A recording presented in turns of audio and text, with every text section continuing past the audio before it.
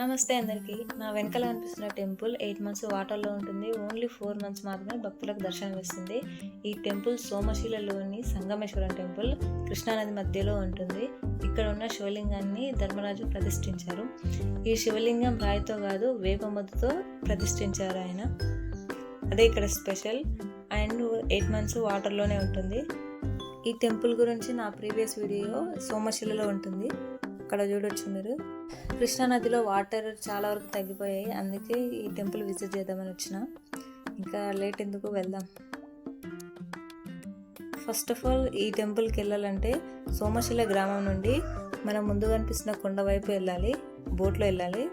వేరే ఏ దారి లేదు. అయితే బోట్లో వెళ్ళాలంటే పర్ పర్సన్ 100 రూపీస్ తీసుకుంటారు. లొకేషన్ మాత్రం చాలా బాగుంది. ఇక్కడ ఆ గుట్ట అవతల టెంపుల్ ఉంటుంది. చాలామంది జనాలు కూడా వచ్చినారు శివయ్య దర్శనానికి.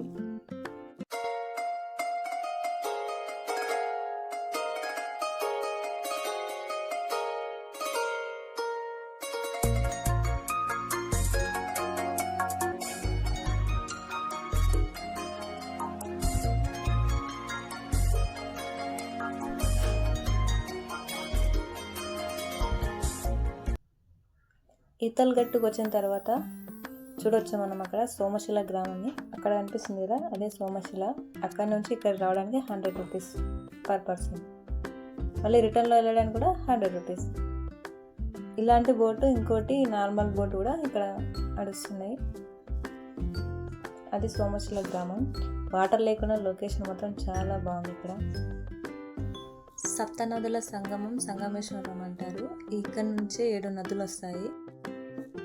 సోమశిల నుంచి యువతల్ గట్టుకు వచ్చిన తర్వాత ఈ గట్టు నుంచి మళ్ళీ సంగమేశ్వరం టెంపుల్కి ఆటోలో వెళ్ళాలి. బైక్ ఉంటే బైక్ కూడా వెళ్ళొచ్చు.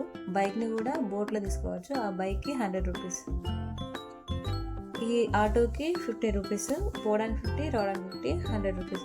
టెంపుల్ వరకు దించుతారు, మళ్ళీ రిటర్న్లో బోటింగ్ వరకు తీసుకొస్తారు మళ్ళీ వాళ్ళే. అంతా ఆంధ్ర వాళ్ళే ఉంటుంది.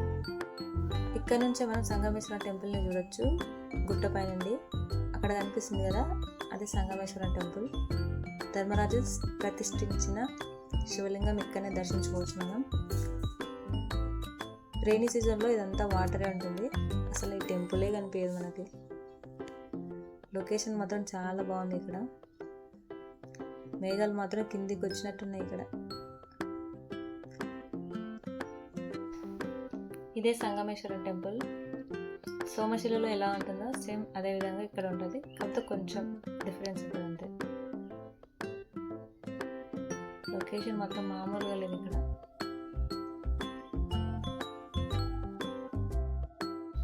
సంగమేశ్వరం సప్తనదుల సంగమం అంటారు. ఇప్పుడు ఆ సప్తనదులు ఏందో మనం చూద్దాం. సప్తనదులు కృష్ణ, వేణి, తుంగ, భద్ర, మలాపహరణి, భీమారతి, భవనాశిని అని ఒక మేల్ నది కూడా ఉంటుంది. 7వది పురుష నది అంట. 6 స్త్రీ నదులు, 7వది పురుష నది.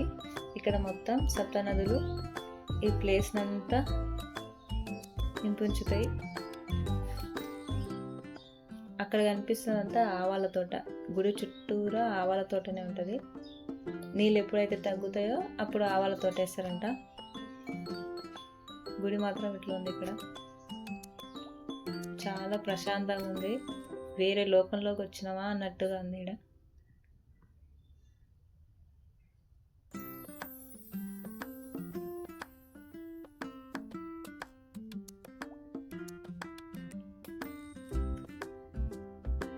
ఇక్కడ సీతారాముల విగ్రహాలు కూడా ఉన్నాయి.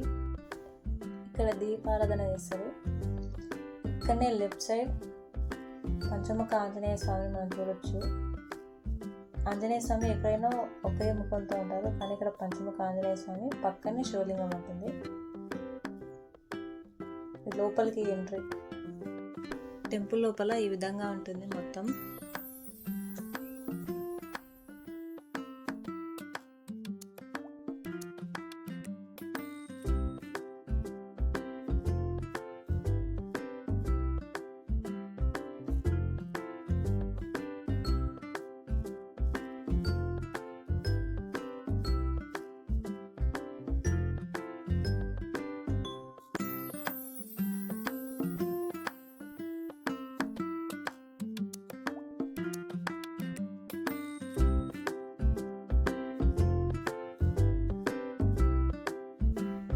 టెంపుల్ లోపల లెఫ్ట్ సైడ్కి ఇంకో శివలింగాన్ని కూడా మనం చూడొచ్చు. శివలింగం నంది ఉంటుంది.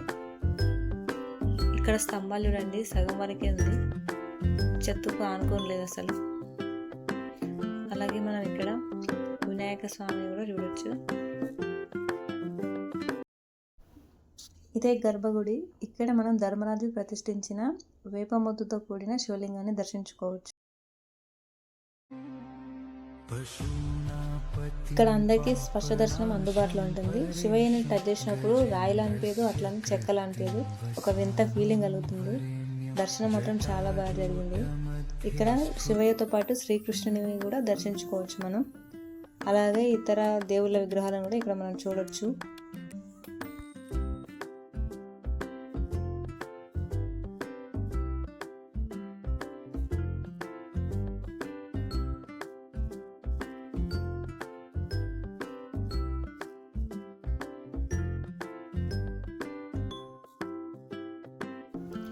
శివయ్య ఉన్న దగ్గర కాలభైరవుడు కూడా ఉంటారంటారు కదా.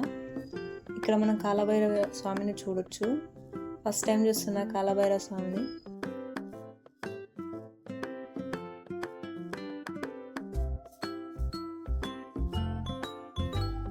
ఇది టెంపుల్ బ్యాక్ సైడ్ వ్యూ.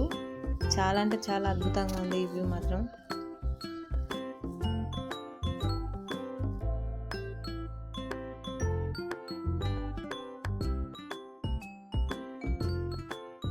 ఈ శివలింగం గర్భగుడికి రైట్ సైడ్ లో కొంచెం వెనక్కి ఉంటుంది. ఇక్కడ మీకు ఇంకో వ్యూ చూపిస్తా చూడండి.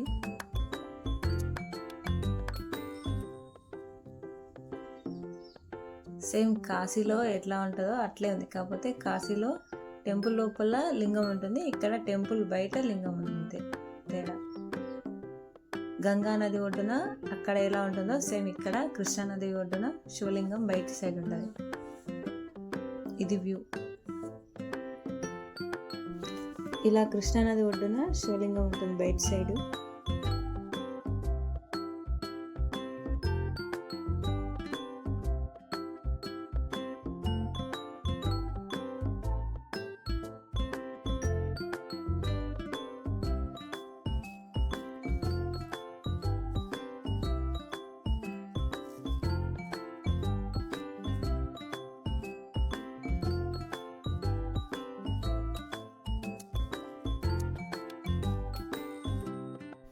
ఒకసారి అట్లా టెంపుల్ చుట్టూ తిరిగి రిటర్న్ అయిపోయినా.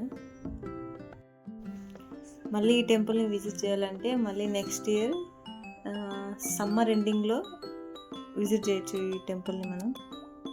అప్పుడైతేనే కృష్ణానదిలో వాటర్ మొత్తం తగ్గి టెంపుల్ బయటికి కనిపిస్తుంది. అప్పుడే సందర్శించుకోవచ్చు అందరూ.